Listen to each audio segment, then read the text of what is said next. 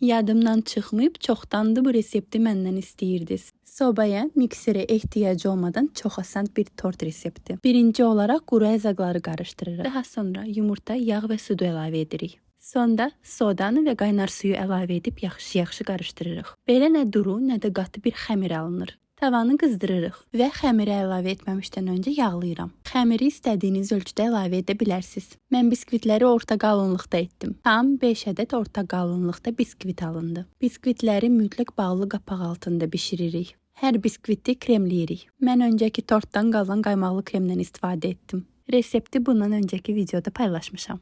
Özümdə yox, amma şirniyyatda sadə bezəkdən və sadə reseptdən yana olduğum üçün bu tortu da sadə bezədim. Yaxşı olar bu tort gecəni soyuducuda qalsın. Tort dincəlib kremi özünə tam çəkəndən sonra dəhşət çox dadlı alınır. Şokoladlı dondurma dadında. Və belə tortumuz hazır. Sağ olun, hələlik.